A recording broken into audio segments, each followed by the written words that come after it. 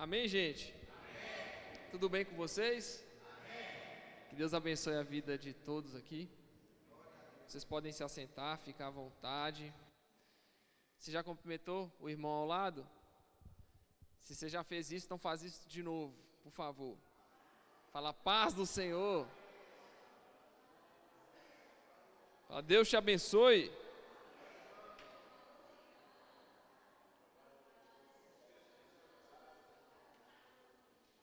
Amém.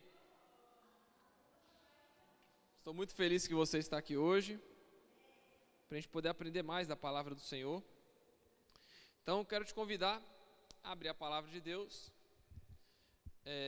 em Atos dos Apóstolos, capítulo 9. Atos capítulo 9. Se o ar estiver frio, irmão, é só falar com a gente que a gente dá um jeito de abaixar, viu? O controle está ali, ó.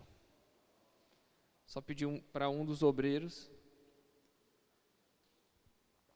Atos capítulo 9.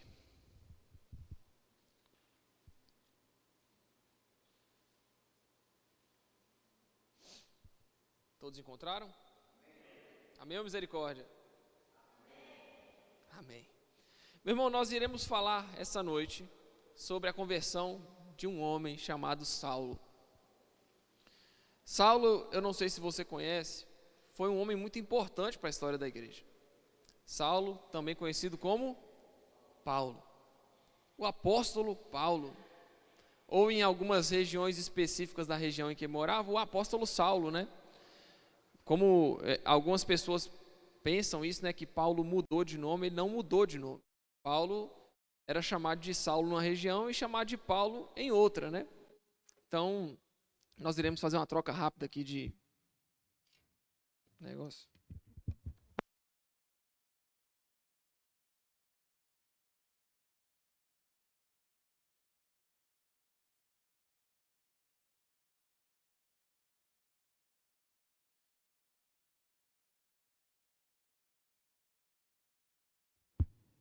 Amém.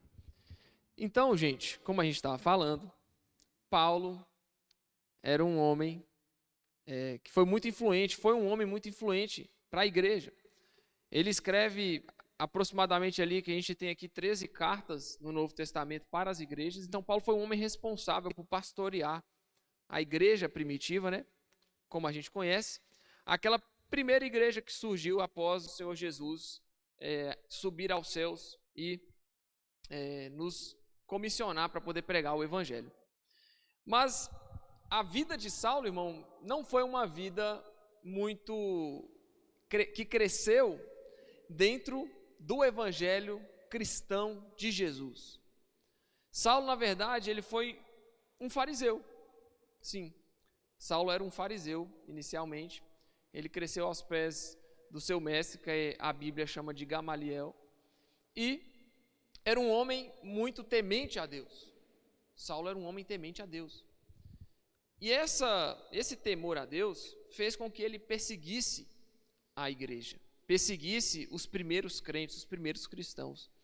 Se você ir na sua Bíblia, em Atos capítulo 8, você vai ver que o primeiro versículo vai falar o seguinte: e Saulo consentia na sua morte. Está fazendo menção a Estevão aqui.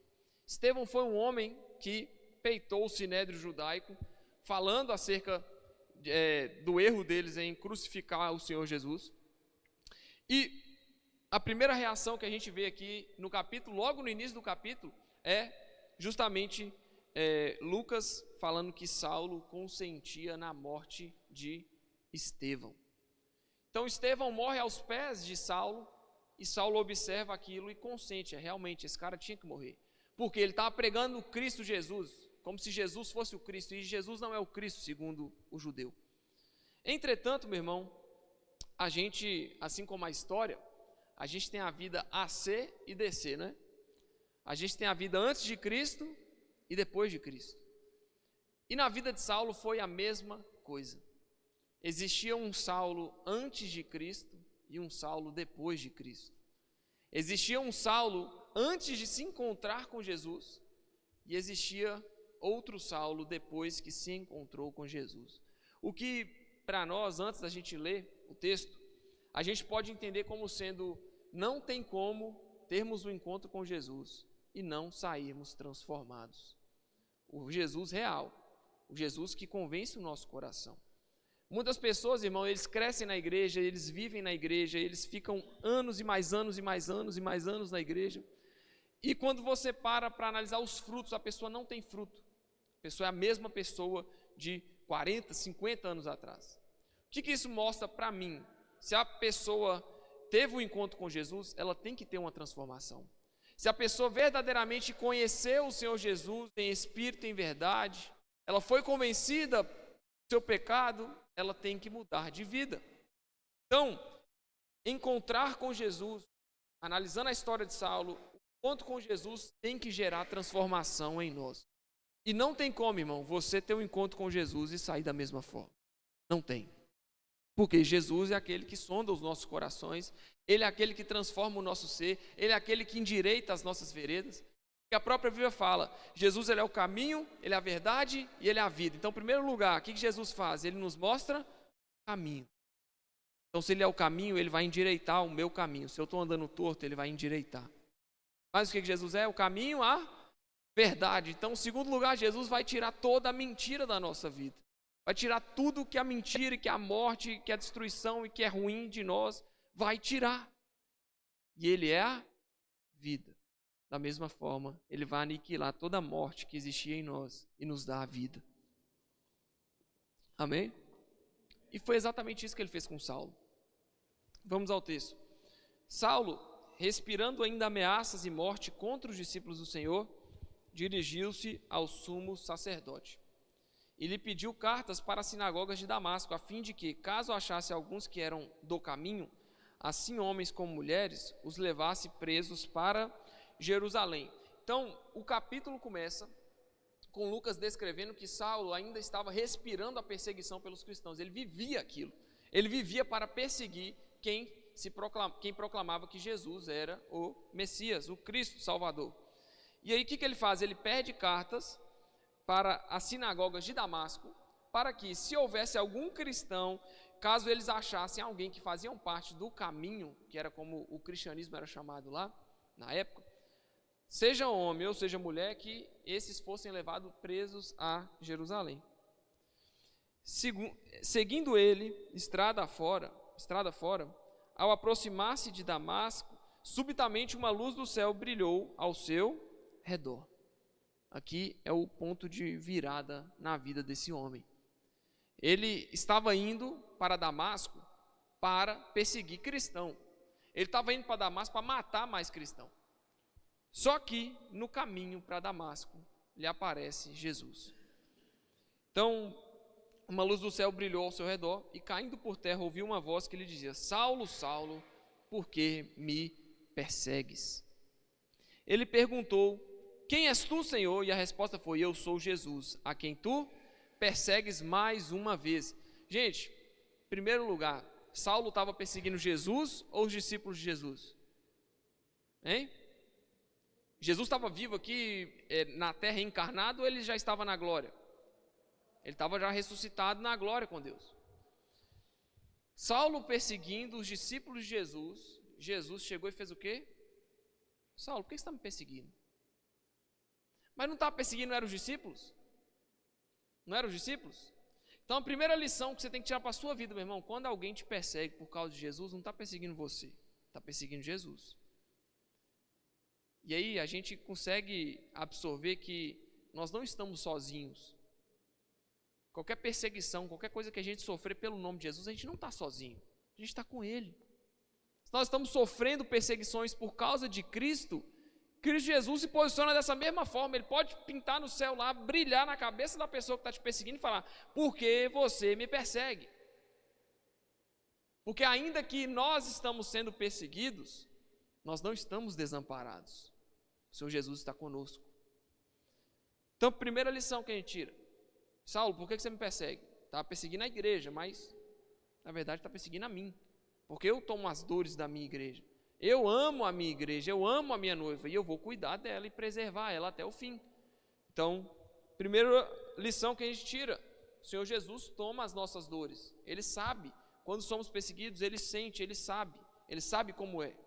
Por isso que a gente pode ficar feliz de ter o Senhor Jesus conosco. E caindo por terra, Saulo, por que me persegues? Ele pergunta, quem és tu, Senhor? E a resposta foi, eu sou Jesus a quem tu persegues. Interessante que quando Paulo tem essa experiência sobrenatural,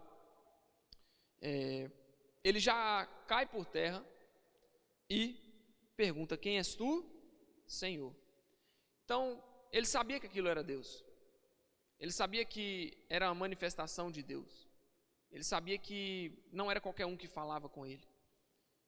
E aí ele já cai reconhecendo que Jesus é o Senhor. Quem és tu, Senhor? E a resposta foi, eu sou Jesus a quem tu persegues. Mas levanta-te e entra na cidade onde te dirão o que te convém fazer. E, meu irmão, a gente tem um homem que saiu de uma cidade indo para outra com um intuito na cabeça. E antes de entrar na cidade, esse homem recebe uma outra ordenança, mas indo para o mesmo lugar. Então não é que Damasco tinha um problema. A verdade é que as intenções de Paulo eram malignas acerca de Damasco. Mas Jesus fala assim, não, filho, você vai para lá, mas você vai fazer outra coisa lá. Semelhante a nós, irmão, quando estamos nos nossos ambientes de trabalho, que viemos à igreja, nos entregamos para Jesus, o problema não é o seu ambiente de trabalho, ou a sua faculdade, ou o lugar que você frequenta, ou os seus ambientes familiares. Por quê? Porque ainda que você esteja indo para o seu trabalho, somente pensando no dinheiro, somente pensando em o que você vai fazer lá, quando a gente recebe uma ordenança de Jesus, agora a gente não está indo mais lá só satisfazer a nossa vontade, a gente está indo lá agradar a Deus também. Então Damasco era uma cidade que seria fruto de uma perseguição ao cristianismo. Mas Jesus não usa Damasco, a sinagoga de Damasco, para perseguir agora os cristãos. Ele vai usar aquele homem que era o terror do cristão na época, para poder receber uma mensagem e começar a pregar o evangelho de Jesus. No mesmo lugar que ele estava indo. Então no versículo 7, os seus companheiros de viagem, Paulo não estava indo sozinho, ele estava com outras pessoas, pararam emudecidos, ouvindo a voz, não vendo, contudo, ninguém. Então eles ouviam Jesus falar, mas não via. Então se levantou Saulo da terra e, abrindo os olhos, nada podia ver. E guiando-o pela mão, levaram-no para Damasco. Esteve 3 dias sem ver, durante os quais nada comeu e nem bebeu. Essa é a primeira semelhança aqui que a gente tem com o próprio Senhor Jesus. O Senhor Jesus ficou 3 dias no ventre da terra antes de ressuscitar. E Paulo aqui fica 3 dias sem ver durante aqueles dias e não comeu e nem bebeu nada nesses 3 dias, semelhante ao Cristo. E aí havia em Damasco, no versículo 10, um discípulo chamado Ananias. Disse-lhe o Senhor numa visão, Ananias, ao que respondeu, eis-me aqui, Senhor. Então o Senhor lhe ordenou, dispõe-te e vai à rua que se chama Direita, e na casa de Judas procura por Saulo, apelidado de Tarso, pois ele está orando. E viu entrar um homem chamado Ananias, e impor-lhe as mãos para que recuperasse a vista. Ananias, porém, respondeu, Senhor, de muitos tenho ouvido a respeito deste homem, quantos males tem feito aos teus santos em Jerusalém, e para que trouxe autorização dos principais sacerdotes para prender a todos os que invocam o seu nome. Mas o Senhor lhe disse, vai, porque este é para mim um instrumento escolhido para levar o meu nome perante os gentios e reis, bem como perante os filhos de Israel. Pois eu lhe mostrarei quanto lhe importa sofrer pelo meu nome. Meu irmão, isso aqui é uma baita de uma lição para a gente. Eu, esses dias, falei sobre esse texto com os meninos aqui, os adolescentes. E foi um momento bem legal, bem dinâmico, que eu virei para eles e falei assim, pensa numa pessoa que é impossível converter. E aí os meninos começaram a falar um tanto de nome lá, de gente que eu percebi que eu estou velho, porque eu não conheço. Nome de gente famosa na mídia eu não conheço. Falei, gente, eu estou velho mesmo. Estou muito velho. Porque eu não conheço ninguém que eles estão falando aqui. Um ou outro. Mas beleza. eles foram falando um tanto de nome de gente. Ah, não, essa pessoa aí é profana demais. Essa pessoa, ixi, isso aí de jeito nenhum. Esse aí nem pensar. E foi botando, foi colocando nomes no quadro. E aí eu virei para eles e falei assim, agora eu vou te falar a verdade. Se houvesse algum membro da igreja primitiva sentado entre nós, vivo até hoje, 2000 anos de vida, se tivesse uma pessoa aqui sentada e eu perguntasse para ela, uma pessoa impossível de converter, essa pessoa certamente falaria Saulo de Tarso. Porque Saulo era tão ruim quanto essas pessoas que vocês citaram. Tão ruim. Mas ele era um judeu, um fariseu. Mas, meu irmão, aqui a gente tem um relato de Ananias, e ele serve para a gente entender a dimensão de como Paulo era um homem mau perante os olhos do Senhor. Senhor, de muito tenho ouvido a respeito desse homem, quantos males tem feito aos teus santos em Jerusalém. Então Paulo estava perseguindo gente demais em Jerusalém. Inclusive em outra tradução, na outra Bíblia que eu tenho, vai falar que Paulo tem feito coisas horríveis ao seu povo em Jerusalém. Só que o Senhor Jesus fala, não, Ananias, eu sei tudo o que ele fez, mas eu vou usar ele para pregar ao gentio. E eu vou usar ele e vou mostrar como importa sofrer pelo meu nome. Então eu coloquei esse nome no quadro, os meninos ficou espantados, falei, é Paulo mesmo, esse Paulo. Ananias, que era um homem que recebe um chamado do Senhor numa visão, ou seja, Deus não estava se manifestando tanto em visões, porque ele tinha acabado de ter a manifestação exata de quem ele era a partir de Cristo. Então Deus não estava ali falando muito por visões, tinha ali aquele período interbíblico de 400 anos, de Malaquias até Zacarias, que Deus não falou nada, 400 anos de silêncio profético, não aconteceu nada no povo de Deus, até que Jesus aparecesse. E aí Hebreus 1 vai falar que antes Deus falou ao seu povo pelos seus profetas, ou por teofania, que é uma manifestação sobrenatural, como a gente já falou que a sarça ardente é uma manifestação sobrenatural, chamada teofania. O anjo forte que lutou com Jacó, uma manifestação sobrenatural. Então Deus não estava falando tanto em visão, porque ele tinha acabado de falar com o seu povo através dele mesmo, através de Jesus. Mas aí Deus vai e puxa mais uma vez uma visão, dá uma visão a esse homem, fala dessa forma a esse homem, e fala, Senhor, fala Ananias, olha, eu te ordeno, vai à rua chamada direita, na casa de Judas, e procura por Saulo, apelidado de Tarso, pois ele está orando. Então, Ananias recebe essa mensagem do Senhor de forma sobrenatural, e Ananias poderia ter contestado. Poderia. Por que ele poderia? Trazendo para a lógica humana, tá? Porque Deus tinha 400 anos que estava em silêncio, e aí aparece ele encarnado em um homem, e nem todos criam em Jesus como Messias. Então, nem todo mundo olhava para Jesus e falava, esse aí é o Messias prometido de Israel.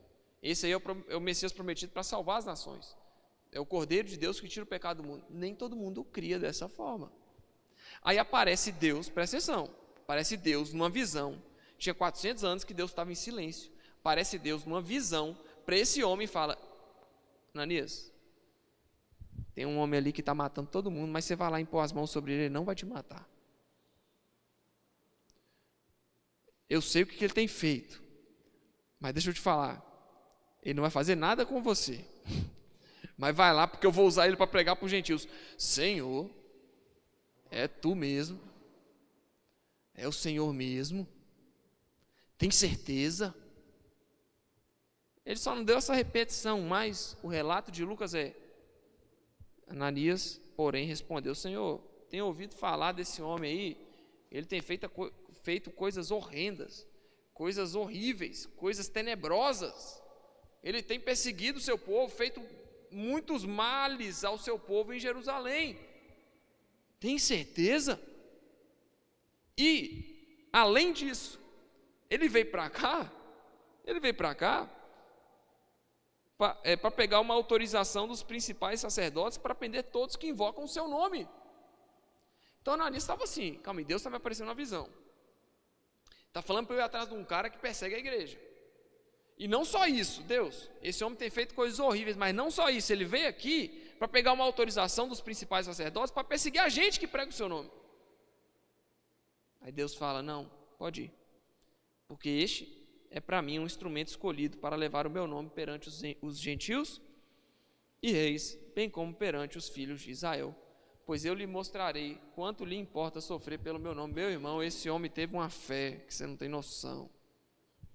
Esse homem teve uma fé que dificilmente a gente teria hoje. A gente está vivendo na mesma aliança que essa galera estava vivendo, irmão. Não tem nada de diferente. Eles tiveram a revelação de quem Jesus era. Jesus morreu na cruz, já está ressuscitado à direita de Deus. Jesus já está ressuscitado aqui. Jesus está ressuscitado no nosso tempo. Não mudou nada, irmão.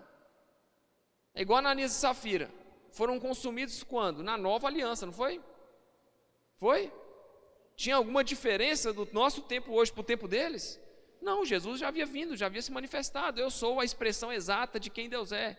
Quem vê a mim, vê ao Pai. Então a gente já sabia tudo, o povo já sabia tudo que Deus era, e a gente também. Então não tinha diferença. Agora você imagina, irmão, alguém virar para você e falar, olha, não dá para falar nome de pessoas, eu não vou falar, vai que censura, né? Mas vamos lá, pensa numa pessoa bem ruim, bem mal, uma pessoa que persegue cristão, uma pessoa que, se pudesse, fechava a igreja. Pensa numa pessoa ruim, irmão, pensa em uma pessoa bem ruim, que está viva, ou viva, tanto faz. Pensou nessa pessoa ruim? Agora Deus vai virar para você numa visão e vai falar, vai lá, impor as mãos sobre essa pessoa. Rapaz, Deus, Joe,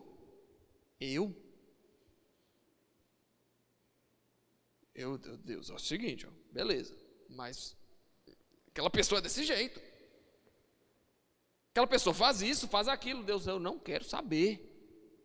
É um instrumento escolhido por mim para pregar a palavra. Vai lá e prega para essa pessoa. Sabe de onde que isso vem, irmão, esse questionamento? Principalmente Ananias aqui agora, ele questiona a Deus, fala, Deus, como assim? O Senhor está aparecendo para mim, beleza, eu sei que é o Senhor, uau, maravilhoso. Mas deixa eu te falar, esse homem, eu vou te questionar, por quê? Porque esse homem está fazendo isso e aquilo. Aí Deus, no seu trono de glória, tem que virar e falar, ô meu filho, esse negócio é o seguinte, eu escolhi, vai lá e prega, eu estou falando para você ir, é para você ir. Sabe como é que é o nome dessa síndrome, irmão? Síndrome de Jonas. Jonas, vai lá para Nínive, prega para aquele povo, que eu quero salvar aquele povo. Deus, aquele povo não merece. Deus, olha, eu vou pregar, eles não vêm, nem vão ouvir. Ô síndrome. Eu não vou pregar porque não vai ouvir, eles não vão converter gente. Em primeiro lugar, Ananias e Jonasis e Ananiases. Os dois nomes é no plural, gente. Não consegui, tá bom? Se fosse Pedro, eu ia falar Pedros, beleza? Ô seus Ananias, ô seus Jonas, deixa eu falar com vocês. A missão suas é pregar, sabia? Ah, não vou pegar para fulano porque não merece. E você merece? Merece ser melhor que ele? Ser melhor que ela? Eu acho que não. Eu acho que não. Então, a síndrome de Jonas baixou aqui em Ananias e falou o seguinte: Deus, esse cara está perseguindo a gente, está fazendo coisa horrível. Eu estou vendo, Ananias, estou vendo. Eu vejo tudo, eu sei de tudo.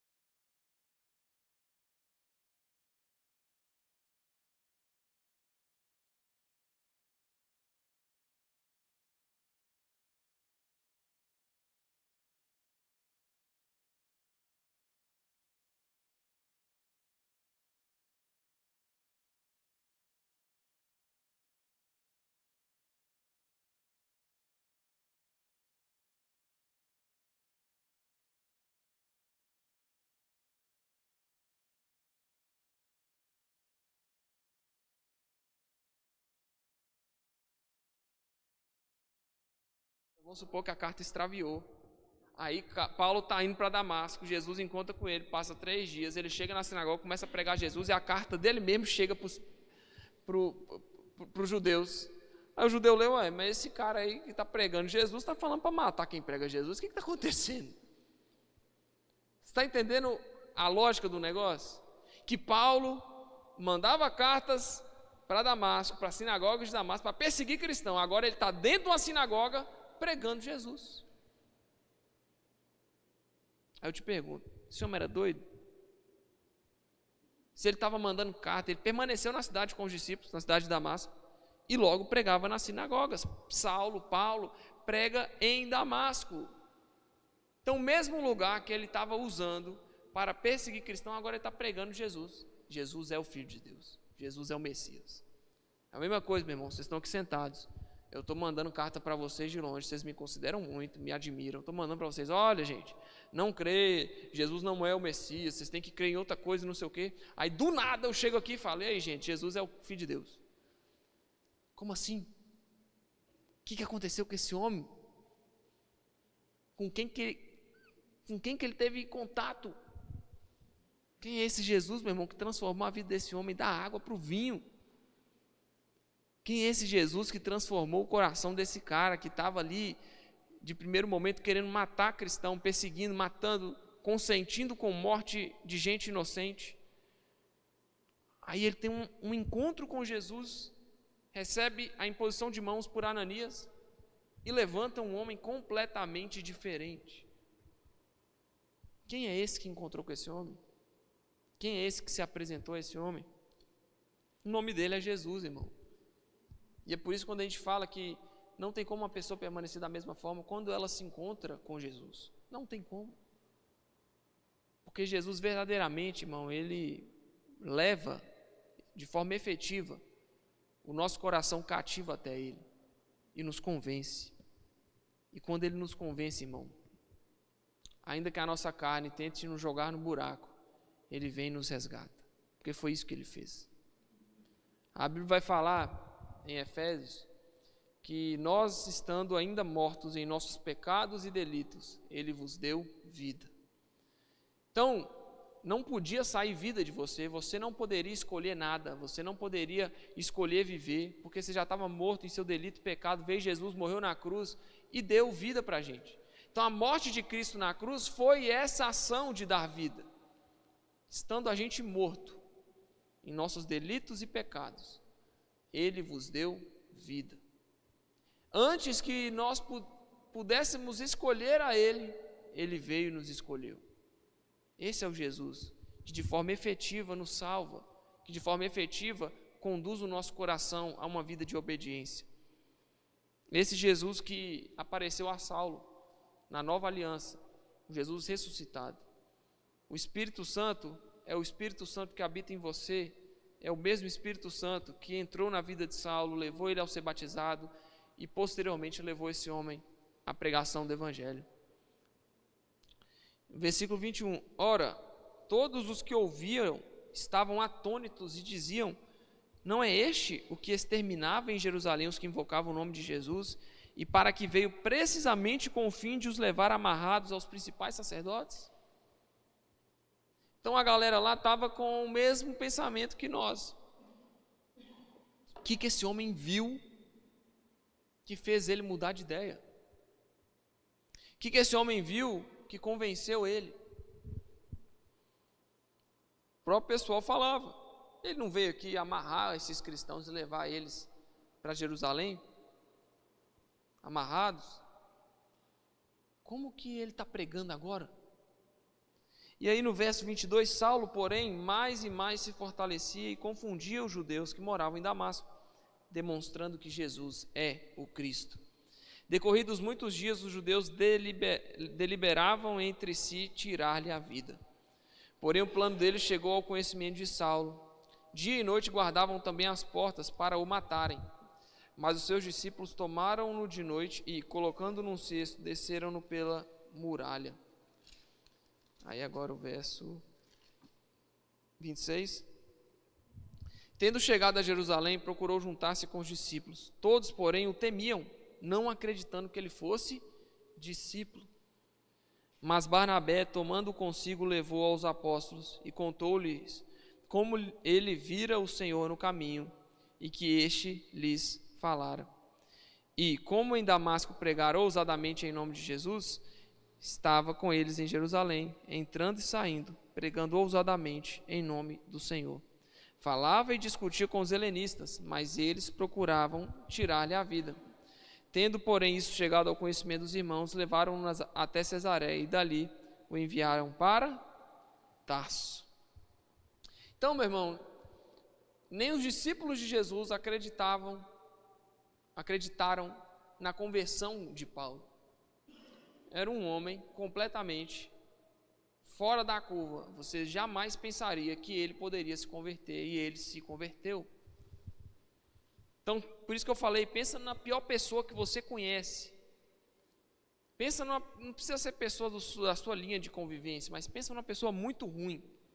Pensa numa pessoa que, assim, presta um desserviço à sociedade, que dá mau testemunho, que é profano, que é profana. Essa pessoa Deus pode salvar. Deus pode. Por quê? Porque ele salvou um homem que nem os seus próprios discípulos acreditavam que tinha sido salvo. Mas a verdade, irmão, é que a experiência com Jesus, pós-ressurreição e após Jesus ter subido aos céus, a experiência com ele é bem íntima. Então, quando eu olho para vocês, eu vejo que vocês deixam aparecer.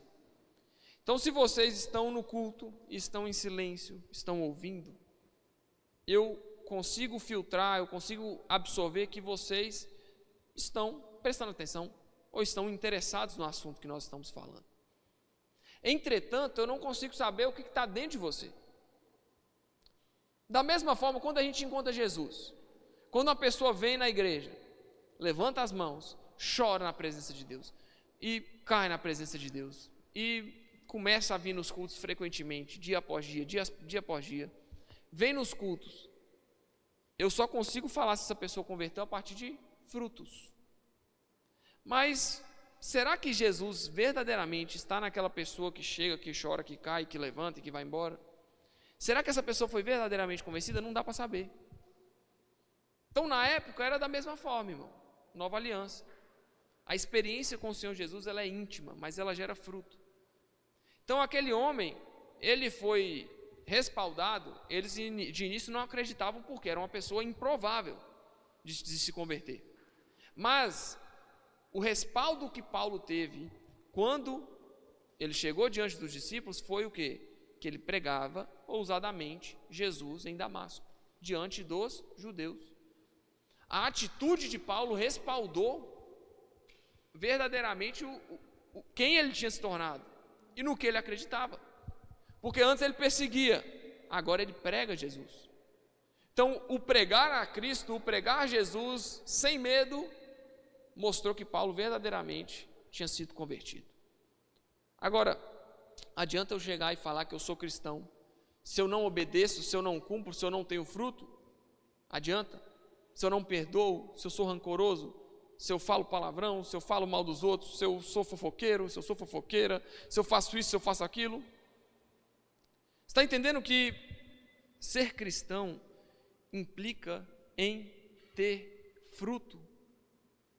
Então o que Jesus vai falar? Olha, aquele que mate, não mate mais. Aquele que roubava, não roube mais. Aquele que perseguia o cristão, não persiga mais, mas prega o evangelho agora. Implica em mudança. Se não tem mudança, não tem conversão. Se não tem conversão, não tem salvação. Se não tem salvação, não tem Jesus, irmão. Então é um procedimento, é um processo.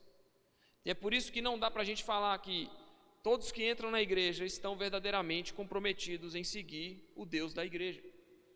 Nem todos que vêm à casa do Senhor estão com desejo real de seguir o Senhor da casa. Nem todos que seguem a Jesus estão verdadeiramente com vontade de seguir Jesus. Uma coisa que o Espírito Santo me confrontou ontem, veio como uma palavra para mim. que hoje muito se fala de um Deus que é amor. E Deus realmente é amor, irmão. Deus ama. E se a gente pega isso num contexto errado, a gente percebe diversas pessoas falando: Deus ama, Deus perdoa, posso viver do jeito que eu quiser, posso fazer o que eu quiser da minha vida. Deus é amor. Inclusive, hoje eu vi uma mulher que se intitula pastora falando acerca, olha, se você vamos falar no esdrúxulo da palavra, um maconheiro, foi essa palavra que ela usou. Abre aspas, se você é um maconheiro, olha bem, consagra a sua erva para Jesus e fuma, até você conseguir parar de fumar. Chocou vocês? Isso te chocou? Que bom. Porque foi exatamente isso que essa mulher falou, se intitulando pastora. Então calma aí, gente. Calma aí. Nós estamos chegando num ponto em que eles estão transtornando, mudando a verdade de Deus para uma mentira. E Satanás, quando tentou Jesus, ele usou o quê? A palavra, né? Atira daqui de cima, por quê? A Bíblia fala: dará ordem aos seus anjos ao seu respeito, para te guardar. Mas calma aí, Jesus vai falar: calma aí, meu filho, tem a palavra e tem um contexto. A Bíblia não é para ser usada ao seu bel prazer para satisfazer sua vontade. A Bíblia tem um contexto, ela tem um intuito, ela tem uma finalidade. Ela não é para ser usada para a nossa vontade. Resumindo, em nome do Deus que é amor, nós estamos esquecendo de uma coisa, irmão. Deus ama a gente, mas será que a gente ama a Deus? Será que a gente está comprometido com Deus de verdade? Porque o que vai determinar a salvação não é se Deus me ama, mas sim se eu amo Ele também, se eu fui convencido dessa verdade, se eu me permito, se eu morro para o meu eu, se eu carrego a minha cruz. Isso demonstra claramente que eu também amo a Ele. Deus amou o mundo, a Bíblia fala, Deus amou o mundo de tal maneira que deu seu Filho para todo aquele que nele crê, não pereça, mas tenha a vida eterna. Deus deu seu Filho para morrer e para que todo o que crê, e aí a gente pega que crer, amar é crer é obedecer. Então não adianta eu chegar e falar de um Deus que é amor. Deus é amor, beleza, irmão, Deus é amor mesmo, mas e você ama a Deus? Aí a pessoa vai ficar assim: amo? Então a Bíblia fala que se vocês me amam, obedecem os meus mandamentos. Não tem como tirar o Deus que é amor do ser humano que é amado e ama de volta. Pegando o exemplo de Saulo, de Paulo, era um homem tenebroso, temido, as pessoas tinham medo de Paulo. Por quê? Porque Paulo matava, porque Paulo exterminava, porque Paulo pegava, amarrava, levava para ser torturado, para ser morto, ele martirizava os crentes. Esse homem teve um encontro com Jesus e mudou a sua vida completamente, sua vida mudou, teve transformação.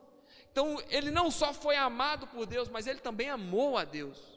Ele não só foi amado por Jesus, mas ele também amou Jesus. Por isso foi determinante para que ele pregasse com ousadia, para que ele não tivesse medo de ser morto, porque ele já esteve de um lado, agora está de outro. Não, eu perseguia, mas se alguém quiser me matar em nome, por eu estar falando que Cristo, que Senhor Jesus é o Cristo, é o Messias, não tem problema, eu estou disposto a morrer. Tanto que ele saiu da cidade de Damasco a partir de umas pessoas que tomaram iniciativa para tirar ele de lá, senão ele ia ser morto.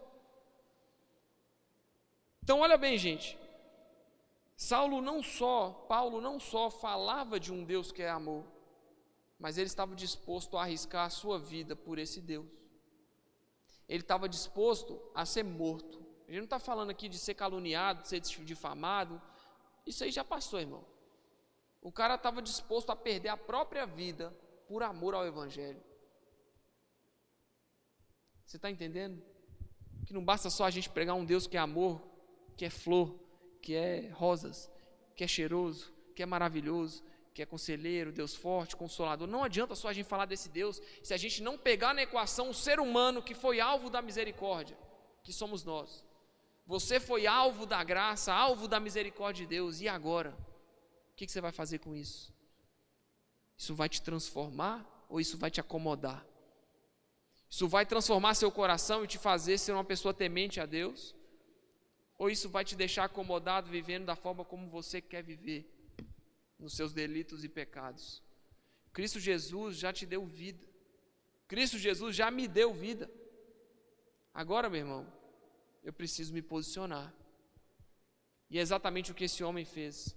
Paulo, para mim, é um exemplo de homem, um exemplo de caráter cristão, que não estava preocupado em ser morto, ser perseguido, porque com certeza, se ele chegou ao ponto das pessoas estarem na porta dele para poder matá-lo, ele com certeza tinha já largado de mão o posto que ele ocupava, que era um fariseu temente que cresceu aos pés de Gamaliel, um fariseu que tinha um nome no farisaísmo.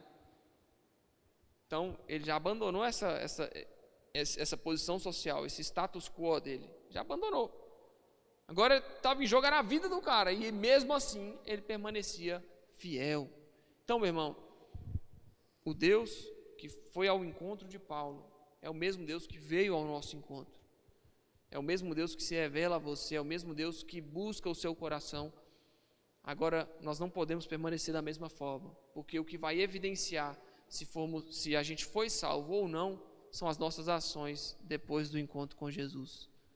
Você vai ser só mais um emocionado ou você vai ser um convertido de verdade? Essa é a pergunta de Deus. Será mesmo que aquela mulher está certa? Que ela falou para consagrar uma erva alucinógena a Deus e fumar, até aguentar parar de fumar? Meu irmão, isso para mim é uma atrocidade. E não só isso, ela não falou só de erva, ela falou de pó também, ela falou de bebida também, ela falou de cigarro também. Então, isso me choca, mas não me impressiona. Por quê? Porque já surgiu muita atrocidade no mundo gospel, mas a nossa palavra nos garante que quem perseverar até o fim será salvo. Meu irmão, nós não dobraremos os nossos joelhos a Baal, nós vamos seguir a Jesus até o fim. E se a gente for os antiquados da terra, aqueles que ninguém quer, desprezível, meu irmão, está tudo bem. Se aos olhos de Deus eu for uma pessoa fiel, eu estou de boa, eu estou feliz, eu estou descansado. Eu não preciso provar para ninguém quem eu sou, eu não preciso me preocupar com o que um vai pensar, o que o outro vai passar. Meu irmão, a gente deixa isso tudo na cruz, a gente só se preocupa agora em agradar a Deus. Somos aqueles que foram edificados sobre a rocha, a pedra de esquina, aquela que não se encaixa em lugar nenhum, porque ela é única. E aí a gente tem que encaixar nela, amém, irmão? É difícil. A Bíblia fala que é a pedra de tropeço. Jesus é a pedra de tropeço para aqueles que não creem, mas por que creem, Ele é a pedra que nós estamos assentados e que pode vir chuva, sol, tempestade, nós jamais seremos abalados, amém? Esse é o Jesus que nós servimos. E que você saia daqui essa noite confrontado em não só descansar e ficar acomodado no Jesus te ama. Ele te ama, irmão, e você ama Ele? E você foi confrontado pela verdade do Evangelho a ponto de nunca mais querer olhar para trás? Porque é nesse ponto que a gente tem que chegar. O ponto da galera chegar e falar: o quê? Meu irmão, eu escuto isso.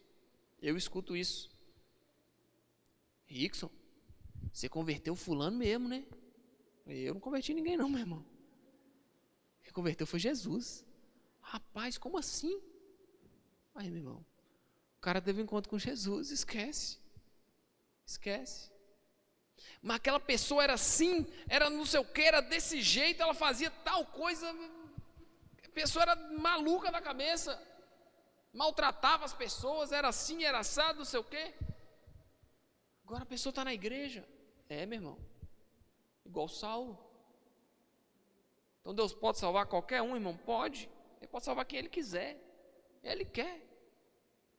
Aquele que você acha que vai perseguir a igreja, que vai se infiltrar na igreja como um cavalo de Troia, vai se infiltrar na igreja para poder matar todas as igrejas e dar informação ao sinédrio judaico para perseguir a igreja, foi aquele que foi usado como o pregador dos gentios. Você escuta a palavra hoje, sabe por quê, irmão? Porque um dia Deus levantou um pregador dos gentios, e esse pregador dos gentios é Paulo. Então, Paulo é o pai dos pregadores gentios, daqueles que não fazem parte do povo de Israel. Eu não sei se eu faço, irmão. Eu não conheço minha genealogia tanto assim, mas pode ser que eu não seja parente de judeu, descendência judaica. Pode ser que você também não seja. Então você é um gentil, eu sou um gentil até onde eu sei. E Paulo, um judeu, um fariseu, temente a Deus, perseguidor de cristão, foi o homem que foi usado para falar para a gente que Jesus é o Cristo, o Messias escolhido de Deus. Foi Paulo. E aí, meu irmão, o que você faz com essa verdade? Você consegue entender que Deus usou um homem que perseguia, que matava cristão, para pregar para você? Para escrever essas cartas tão maravilhosas que a gente lê? Filipenses, Colossenses, Timóteo, Tito, Filemon, lá vai. 1 Tessalonicenses, 2 Tessalonicenses, 1 e 2 Timóteo, Efésios. Deus usou esse cara. Esse cara, ele não só se converteu ao cristianismo, como ele foi preso, foi decapitado. Mas antes de ser decapitado, ele pastoreava as igrejas de Corinto, de Efésios, de Éfeso. Ele pastoreava essas igrejas. Ele foi o pai dessa galera toda. Ele construiu a teologia da igreja primitiva. Deus usou esse homem grandemente, o maior dos apóstolos aqui, segundo a Bíblia. Um homem que foi referência. Mas o que ele fazia antes? Ele matava os outros. Ele era ruim. Mas ele teve encontro com Jesus, meu, aí tudo mudou. Eu acho que você não tem uma ficha igual a de Paulo. Então, para você, irmão, deveria ser mais fácil ser cristão. Não está faltando, não é que está faltando Deus na sua vida, irmão. É que está sobrando você. Você tem que morrer mais para o seu eu, para sua vontade, para seus desejos, para o seu ego. Você tem que morrer mais para isso. Deus está dentro de você. O Espírito Santo habita dentro de nós. Então, meu irmão, não tem como o Espírito Santo, ele por ser uma pessoa e não uma potência ou uma força, ele não consegue estar, por exemplo, como o nível de proteína que você tem no seu sangue ou o nível de triglicerídeos que você tem no seu sangue. Ele não está a 300 miligramas em um e 1000 miligramas em outro. Ele não é uma propriedade assim. O Espírito Santo é uma pessoa, ou ele está ou ele não está. Se ele está, irmão, ele está ali. Ele está, ele existe. Deixa eu tomar minha água. Essa rinite alérgica é assim. Ele não está dividido ali. O que acontece é que você pode calar a voz do Espírito Santo dando lugar à sua. Então ele fala para você não, você vai lá, não, eu quero. Ele fala para você, perdoa, você não quero. Ele fala para você, faça isso, você não quero. Eu quero fazer o que eu quero. E eu quero porque eu quero. E eu quero fazer aquilo que eu quero. E aí, irmão, aí é complicado. Nós não fomos chamados para fazer aquilo que a gente quer. A gente foi, pelo contrário, a gente foi chamado para morrer para o nosso eu, para a nossa vontade, carregar a nossa cruz, seguir a Cristo. O Espírito Santo habita em você, meu irmão. Deixa Ele agir na sua vida. Para de calar a voz do Espírito Santo. Diminui o você. Diminui o eu. Diminui o ego. Diminui. Joga lá para baixo. Fala, não quero, eu quero seguir Jesus. Então, se existe a minha vontade conflitando com a vontade de Cristo, com a vontade do Espírito Santo para a minha vida, meu irmão, a vontade do Espírito Santo vai prevalecer. A minha não pode. Se chegou num ponto que Jesus manda a gente perdoar, a gente não quer perdoar, o que a gente tem que fazer, meu irmão? Continuar na falta do perdão? Não, por quê? Porque Deus mandou perdoar, então nós temos que perdoar. O Espírito Santo, olha, você tem que perdoar. Seu ego não quer, você não quer, mas Deus mandou, então nós vamos obedecer, irmão. A gente não faz o que a gente quer, a gente faz o que Deus quer. Nossa vida é para obedecer a Deus. E obedecendo a Deus, a gente prova para Ele que a gente crê e ama Ele. Isso é só um ponto. Amém? Glória a Deus. Você está feliz? Então dá um abraço no irmão que está do seu lado, ou cumprimenta ele, fala assim, a paz do Senhor, irmão. Fala assim, irmão, vigia. Fala assim, vigia, irmão. Pergunta se ele ama a Deus. Fala, você ama a Deus?